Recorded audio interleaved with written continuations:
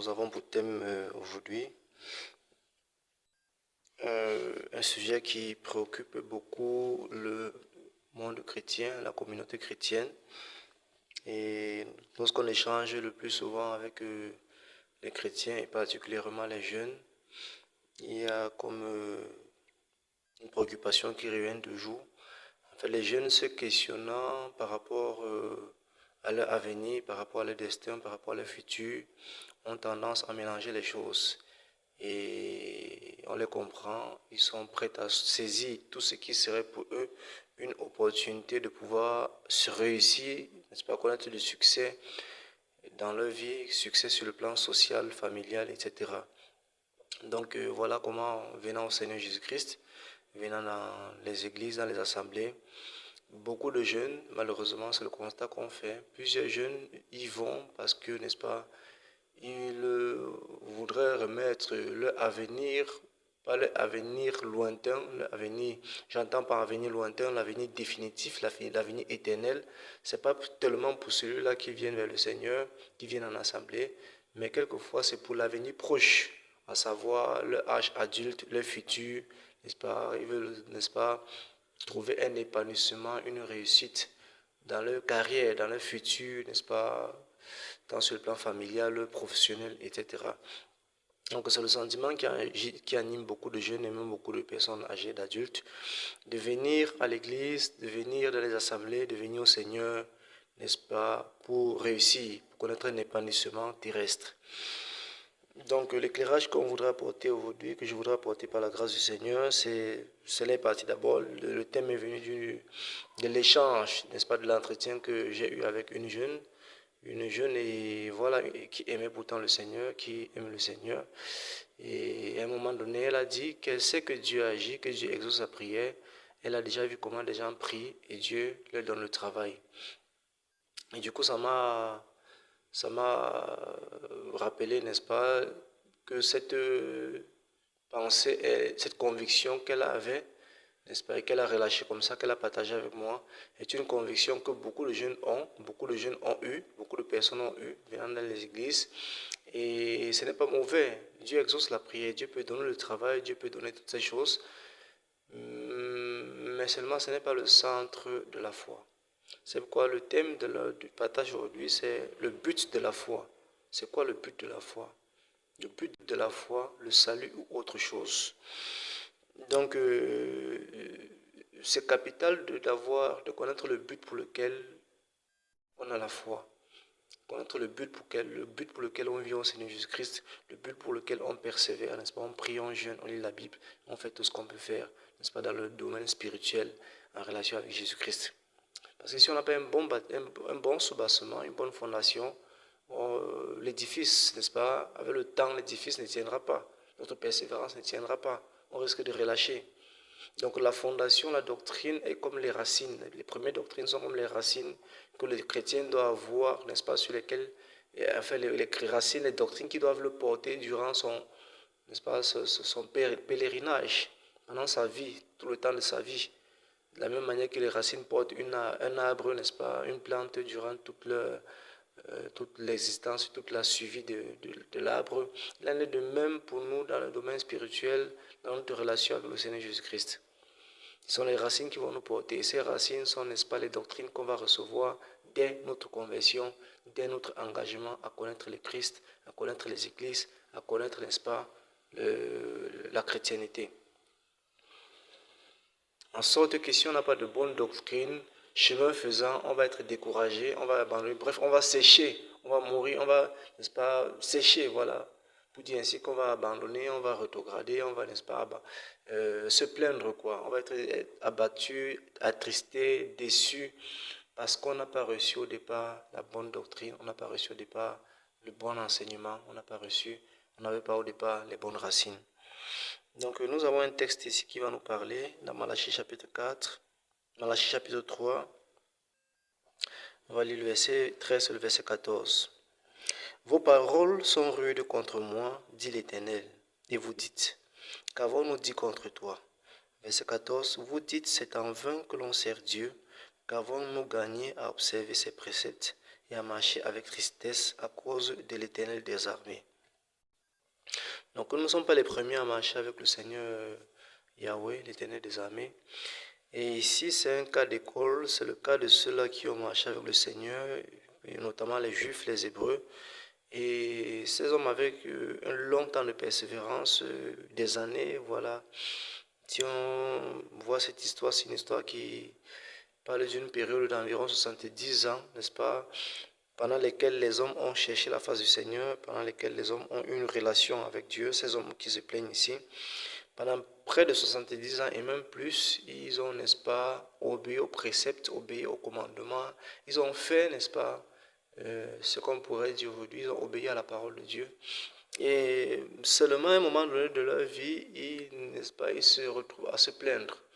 Ils demandent donc, et Dieu va leur faire comprendre que leurs paroles sont rudes contre lui. En fait, ils se plaignaient.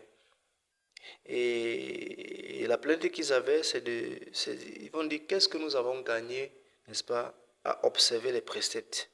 Ils vont dire, c'est en vain que l'on sert Dieu. Voilà. C'est en vain que l'on sert Dieu. Qu'est-ce que nous avons gagné à observer les commandements du Seigneur? C'est la pensée que beaucoup de chrétiens ont. Ce sont les paroles que beaucoup de chrétiens, entre guillemets, beaucoup d'hommes, de femmes, de jeunes, de frères, de sœurs et même de ministres qui sont dans l'église ont en ce jour.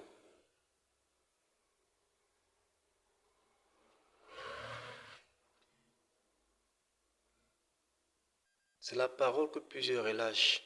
Après un mois, après 2 mois, après 10 mois, après un an, après 2 ans, après 10 ans de persévérance, n'est-ce pas, d'obéissance, de sacrifice, de fidélité, à un moment donné, beaucoup, n'est-ce pas, sont sur le point de relâcher comme ceci.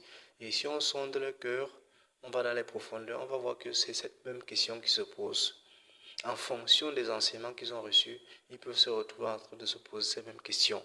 Se demandant qu'avons-nous gagné à obéir à l'Éternel des armées? Qu'avons-nous gagné d'obéir à l'Éternel des armées? Donc j'ai interpellé cette sœur, lui faisant comprendre qu'attention, il faut comprendre que nous sommes prédestinés à accomplir les destinées, les desseins que Dieu avait, n'est-ce pas, parlé sur nos vies à l'avance. Et j'ai pris, je lui faisais comprendre que les hommes naissent, n'est-ce pas, avec leur potentialité, avec les capacités, avec les talents. C'est ce qu'on doit comprendre, c'est ce que tu dois comprendre, c'est ce que je lui disais. Donc malheureusement, quand on n'est pas éclairé là-dessus, on est parfois tenté à convoiter les positions, les ministères, n'est-ce pas, les appels, les fonctions, n'est-ce pas, les positions des autres personnes, des femmes ou des hommes. On voudrait être comme eux. Et parfois, n'est-ce pas, lorsqu'on n'arrive pas à atteindre ces objectifs, on est frustré. Ça peut être même dans le Seigneur. C'est le cas de beaucoup de frères dans les églises. Ils ont convoité les ministères. Ils ont convoité, n'est-ce pas, beaucoup viennent à cause du mariage. Beaucoup viennent même parfois à cause des guérisons. Ils vont demeurer dans les assemblées un temps, n'est-ce pas, et ils ne reçoivent pas les guérisons, ils ne reçoivent pas le mariage. N'est-ce pas, ils ne reçoivent pas de prophéties, ils ne reçoivent pas, n'est-ce pas, ces besoins sociaux pour lesquels plusieurs chrétiens vont dans les églises, vont au Christ, vont vers les pasteurs et les prophètes. Plusieurs chrétiens vont vers les pasteurs et les prophètes à cause des besoins sociaux. Alors, 20 ans de persévérance, lorsqu'ils ne reçoivent pas de ces choses-là, ils vont poser là, ils vont se dire c'est en vain. C'est en vain que je suis allé dans cette église. C'est en vain que j'ai donné mes dîmes et mes offrandes. C'est en vain que j'ai obéi à ces recommandations, au conseil du pasteur, au conseil du prophète. C'est en vain que j'ai obéi à la parole de Dieu. Voilà le cas où plusieurs chrétiens se retrouvent en ce jour.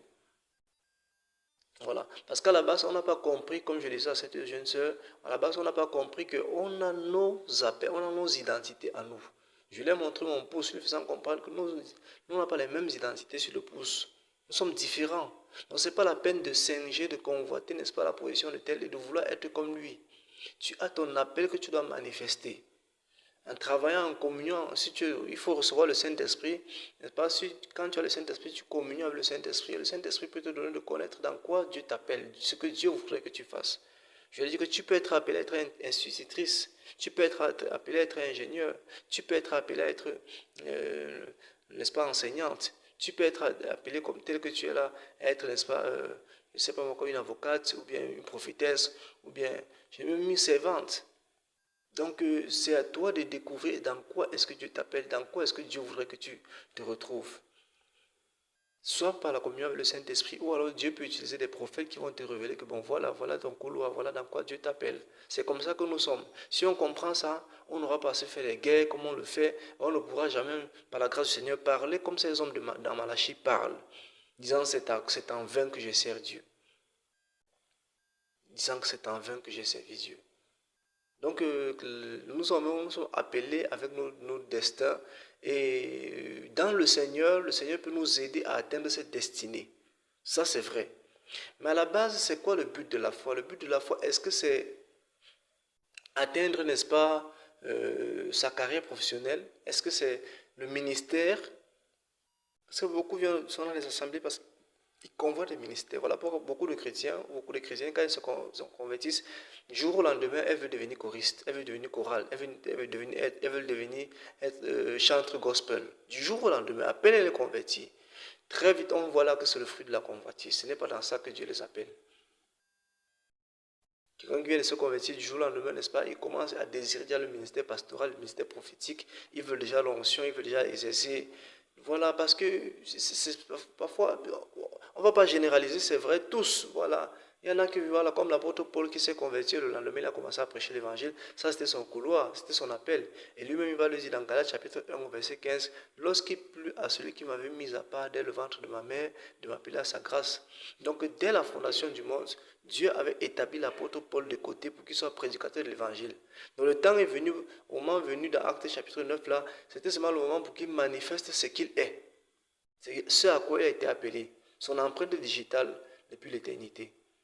Il en est de même pour Jérémie. Dieu va dire à Jérémie, avant que tu ne fusses, n'est-ce pas, tissé dans le ventre de ta mère, c'est-à-dire avant que ton père arrive ta maman, je te connaissais, je t'avais déjà établi dans telle position, dans telle fonction. Il en est de même pour nous tous. Il faut donc que les chrétiens comprennent ça, il faut donc que nous comprenions cela. Que chacun a sa part, chacun a ce à quoi Dieu l'a appelé. Et le but pour lequel on vient au Seigneur, ce n'est pas pour le ministère. Le but pour lequel on vient au Seigneur Jésus-Christ, ce n'est pas pour le mariage. Le but de la foi, ce n'est pas, n'est-ce pas, la délivrance, ce n'est pas les richesses, le mariage, le visa, les voyages. Ce n'est pas ça le but de la foi. Le but de la foi, selon les Écritures, c'est le salut. Oui, Dieu donne la prospérité matérielle, oui, Dieu donne les richesses, Dieu donne ces choses-là, mais il faudrait qu'à la base, on soit d'abord assis dans le royaume de Dieu. Il faut qu'à la base, on ait la pensée de l'éternité. Voilà pourquoi la première des choses, dans Éphésiens chapitre 6, Paul va nous faire comprendre qu'à la tête là, le casque doit être le salut. Le casque parle ici de la pensée. Notre pensée doit être, c'est la pensée qui doit animer notre être, c'est, n'est-ce pas, premièrement le salut. Et toutes choses, comme le Seigneur l'a dit, cherchez premièrement la justice de Dieu, le royaume de Dieu et sa justice, et toutes choses vous seront données. Donc, Christ n'est pas venu, n'est-ce pas, pour changer le standard de vie des hommes. Avant que Christ ne vienne, les hommes étaient riches, il y avait des hommes riches sur la terre. Avant que Christ ne vienne, les hommes, n'est-ce pas, il y avait des hommes qui avaient de l'argent. Voilà. Christ n'est pas non plus venu seulement pour guérir les malades. Avant que Christ ne vienne, les hommes guérissaient déjà les malades. Il y avait des médecins qui guérissaient, qui soignaient déjà les malades. Christ n'est pas non plus venu pour donner le mariage aux hommes et aux femmes. Avant que Jésus-Christ ne vienne, les hommes se mariaient déjà. Christ n'est pas venu pour donner la prospérité financière aux hommes. Parce qu'avant que Christ ne vienne, il y avait des royaumes, des empires, des hommes qui étaient extrêmement riches. Christ de son vivant a trouvé, comme on voit dans les Écritures, des hommes comme Zachée et beaucoup d'autres hommes qui étaient riches. Pas des moyens pernicieux comme pas des moyens légaux, ils étaient riches. Donc notre Christ n'est pas venu faire, n'est-ce pas, du copier-coller ou bien s'arrimer, faire des choses comparables à ceux que les hommes des nations faisaient déjà. Notre Christ est spécial. S'il n'a pas été spécial, s'il n'est pas spécial, ça veut dire que, en fait, si Christ est venu faire ce que les hommes faisaient déjà, c'est que vraiment c'est un Christ dont on peut se passer. Si Jésus est venu faire ce que les hommes avaient déjà la capacité de faire, c'est-à-dire s'enrichir, se guérir, se marier, si Christ est venu pour donner ces choses aux hommes, c'est que les hommes peuvent se passer de Christ. Il y en a qui se passent de ce Christ donc. Donc il faut donc comprendre que Christ est un être spécial. Voilà pourquoi on dit que les œuvres de Dieu sont incomparables. Christ est venu donner aux hommes ce que personne ne pouvait donner. Ni l'or, ni l'argent, ni l'intelligence humaine, ni les capacités humaines, ni les forces actuelles, ni les forces terrestres, ni les forces spirituelles ne pouvaient donner aux hommes. Christ est venu donner quelque chose de spécial. Et de sa propre bouche, il va dire, le Fils de l'homme est venu pour chercher et sauver ce qui était perdu. Il est venu afin que tous ceux, n'est-ce pas, les perdus reçoivent la vie éternelle. Voilà. Voilà ce que Christ est venu, le but de la foi, le but pour lequel Christ est venu, le but pour lequel on va dans les assemblées, le but pour lequel on prie, le but pour lequel on s'attache au Seigneur Jésus-Christ, c'est parce qu'on veut hériter la vie éternelle. On veut le salut. Le but de la foi, c'est le salut, la vie éternelle. À côté de cela, Dieu sait qu'on a besoin de toutes ces choses, comme il a déclaré dans le livre de Matthieu et de Luc là-bas. S'inquiéter par rapport au mariage, s'inquiéter par rapport aux vêtements, s'inquiéter par rapport aux voitures, s'inquiéter par rapport aux maisons. Notre Père sait qu'on en a besoin. Le but, la racine première, le soubassement, la fondation que nous devons avoir, c'est la recherche du salut. Et celui qui recherche son salut, qui a à la pensée le salut, qui vient au Christ, au Seigneur dans les assemblées, ou n'est-ce pas, où que ce soit, qui prie, qui a une communion avec le Seigneur à cause du salut, aussi longtemps qu'il sera vivant, il demeurera dans cette attente, parce qu'il espère au salut. Et le salut ne s'obtient que de deux manières. On n'entre dans le salut que par deux manières, je vais dire comme ça là. Soit en quittant ce monde par la mort, ou alors en attendant, n'est-ce pas, ou alors par l'enlèvement. Voilà les deux manières par lesquelles on pourra cesser, n'est-ce pas, d'espérer au salut. Parce qu'on y sera entré. Mais aussi longtemps qu'on est vivant, et aussi longtemps que le Christ n'est pas venu, l'enlèvement n'a pas eu lieu, on demeure, comme Pierre va dire, on va continuer à travailler à notre salut. Voilà. On ne se relâchera jamais. On va rester ferme aussi parce qu'on sait que, comme acte 4 va nous faire comprendre, il n'y a de salut en aucun autre. Or, celui qui s'attache, qui vient là pour les richesses ou bien pour d'autres choses, à un moment donné, il va se décourager parce qu'il sait que, bon, à côté là, on peut me donner, voilà, mon oncle peut me rendre riche, n'est-ce pas, la fraude, n'est-ce pas, le faux, les sectes, là, voilà, il va se dire, bon, tiens, pourquoi je demeure là, comme ces hommes le disent. Pourquoi c'est en vain que l'on sait Dieu? Pourquoi est-ce que nous avons passé tout notre temps à marcher avec tristesse? Alors que, voilà, justement, il va dire au verset 15, maintenant nous estimons heureux les auteurs. Malachie 3,15, maintenant nous estimons les auteurs. Oui, les méchants prospèrent. Oui, ils tentent Dieu. Ils échappent. Donc, ils venaient au Seigneur pour les biens matériels, pour le gain, pour les richesses. Voilà, il y a un découragement qui vient parce qu'ils se rendent compte que, mais tiens, à côté, il y en a qui ne s'imposent pas les abstinences, les jeûnes, les privations, les désirs de la chair, qui ne s'imposent pas l'obéissance à la parole de Dieu, mais qui prospèrent. On voit qu'ici, ils sont comme, n'est-ce pas, ces païens-là, comme ces méchants, ceux qui qualifient de méchants-là, ils avaient, n'est-ce pas, ce désir de pouvoir aussi prospérer. Voilà. Donc on voit que c'est le but pour lequel ils avaient une certaine foi. Voilà le but de leur foi en ce temps-là, ceux-ci.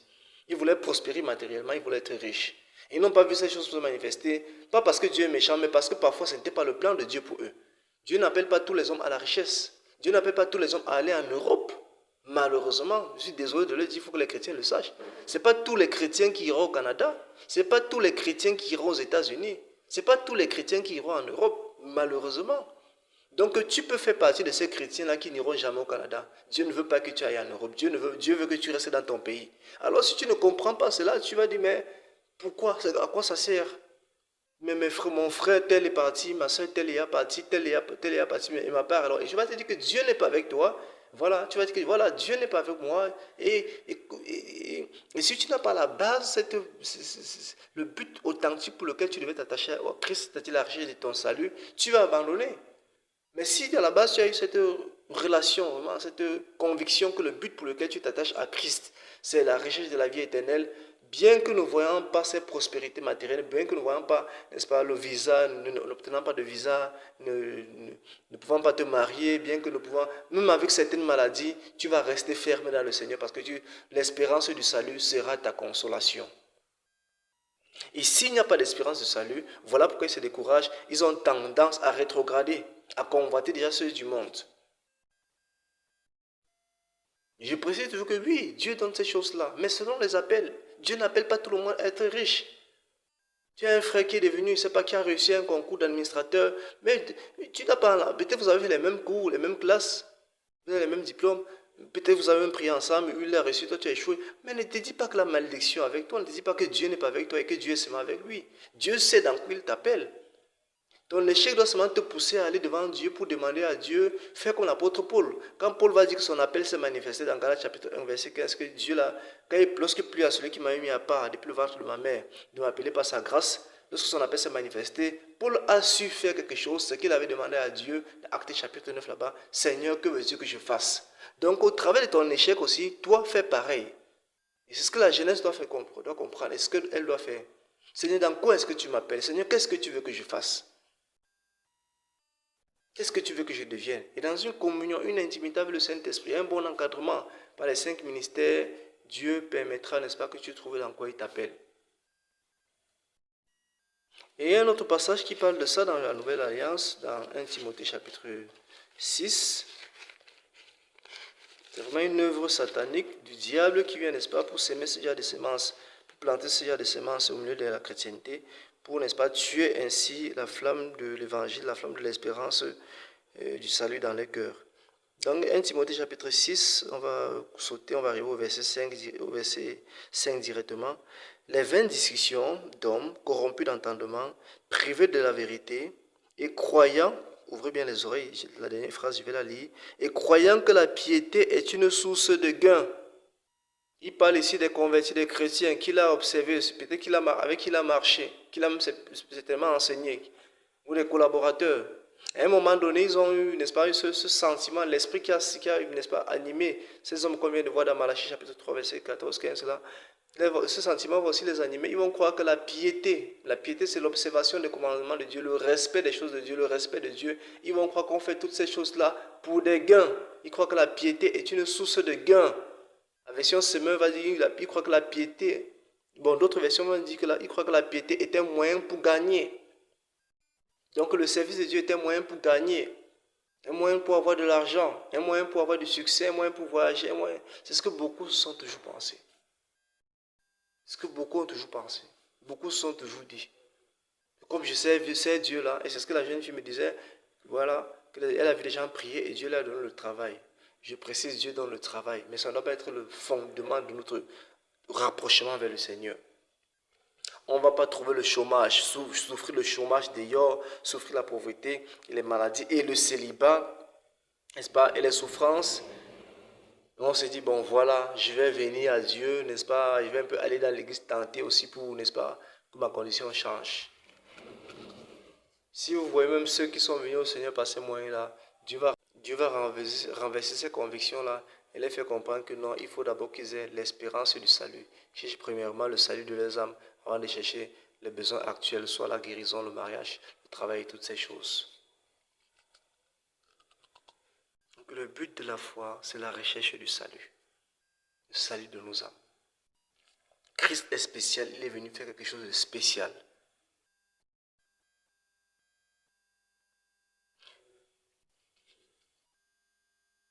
La Bible va nous faire comprendre dans Romains chapitre 5, à partir du verset 12 là-bas, comme par un seul homme le péché entre dans le monde, et par le péché la mort, et qu'ainsi la mort s'est étendue sur tous les hommes.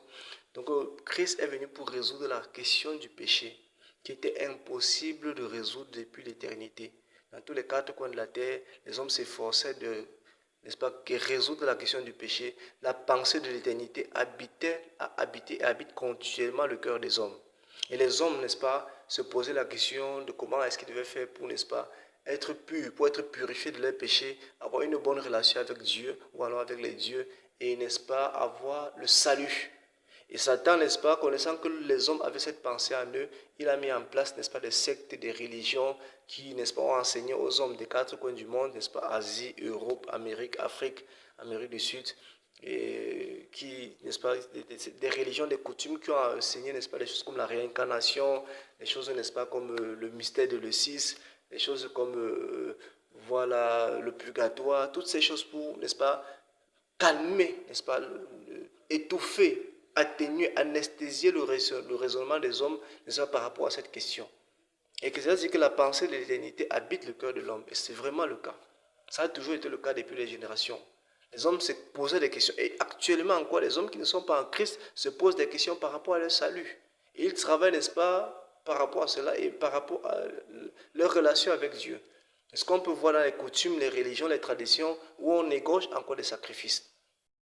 N'est-ce pas? On fait encore des purifications, on fait encore des méditations.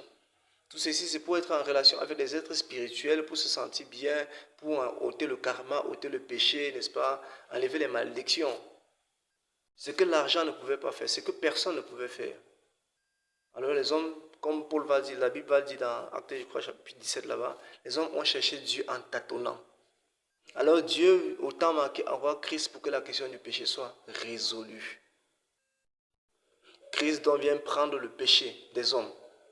Parce que j'expliquais à la jeune fille en question que le salaire du péché, c'est la mort. Comme la Bible va faire comprendre que le péché est entré dans la création et tous les hommes ont péché parce que notre père a péché. Oui, Adam a péché, nous avons hérité de ce péché. Et, n'est-ce pas, à côté de cela, il y a nos propres péchés qui méritaient le châtiment. Je lui ai expliqué que lorsqu'on Dieu dit, l'âme qui pêche mourra, le salaire du péché c'est la mort.